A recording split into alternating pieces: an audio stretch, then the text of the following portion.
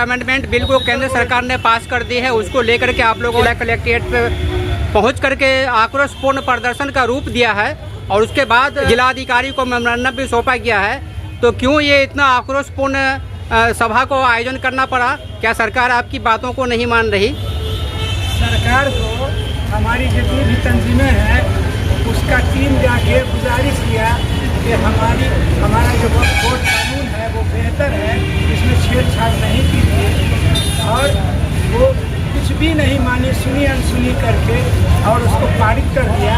उसके विरोध में और अलावे तमाम स्पेशली तंजीमें हिंदुस्तान भर में इस किस्म का मुजाहरा और प्रदर्शन इस काले कानून को वापस लाने के लिए कर रही है, और उस वक्त तक हम करते रहेंगे जब तक कि ये काला कानून वापस ना हो जाए। और पूरी उम्मीद रखते हैं कि सुप्रीम कोर्ट में हमने जिस किस्म से रोक लगाया है उसके आसार अच्छे हैं, इंसाफ करेगी। ये संविधान का भरोसा है कि संविधान विरोधी कानून जो हम लोग के ऊपर नाफिज किया गया या लागू कर दिया गया है या थोप दिया गया है, उसको पूरी उम्मीद है हिंदुस्तान की सुप्रीम कोर्ट इंसाफ करेगी और ये कानून टूट जाएगा।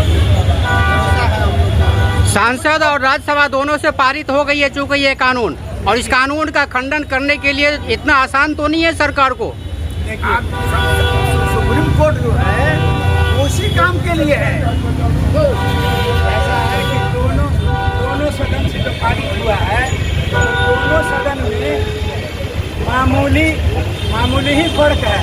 बहुत बड़ी तादाद जो सेकुलर पार्टियों की या सेकुलर एमपी लोगों की है, जो राज्यसभा के मेंबर हों या लोकसभा के मेंबर हों, मामूली फर्क से उन्होंने इसको ज़बरदस्ती पास कराया है। लेकिन बड़ी तादाद में हमारे साथ तमाम सेकुलर पार्टियां और सेकुलर अवाम हिंदुस्तान की हमारे साथ है, हम अकेले नहीं हैं। कहा जाता है मोदी है तो मुमकिन है, इतना आसान नहीं है कि आप कानून को वापस कर ले। अगला रणनीति क्या होगा? क्या मुमकिन है कि NRC उनके लिए मुमकिन है, 370 उनके लिए मुमकिन है, और उनके लिए जो है ये कानून मुमकिन है, विधान कानून मुमकिन है। वो सिर्फ और सिर्फ एक कौम को टारगेट करके और ऐसा छेड़छाड़ करके कर रहे हैं जो सारी दुनिया जानती है, और इसको हम लोग कामयाब नहीं होने देंगे। हम लोग वापस जब तक नहीं होगा हम लोग रुकेंगे नहीं। आहत करते हैं वो बेरोजगारी, इसका कोई मुद्दा उनको नहीं। आपका परिचय?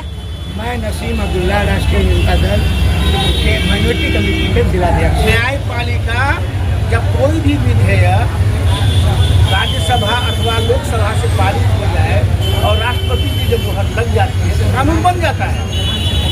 लेकिन न्यायपालिका भारत का दुनिया का सबसे बड़ा न्यायपालिका है। वो जो देखती है कि जो चीज़ पास हुआ वह संविधान से अलग तो नहीं है, संविधान से हम लोग अलग नहीं हो सकते हैं। तो संविधान के ही अनुच्छेद के माध्यम से जो 14 से लेकर 32 और भी अमेंडमेंट हैं, लेकिन यह न्यायालय देखती है कि सरकार कोई कानून जो पास कर रही है वो न्याय संगत है या नहीं। अगर संविधान से अलग है तो न्यायपालिका को स्वतंत्र अधिकार है, रद्द करने का अधिकार। कई बार ऐसा हुआ है।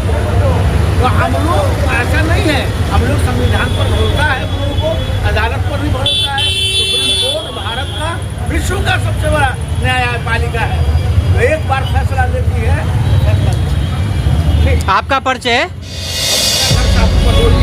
मेरा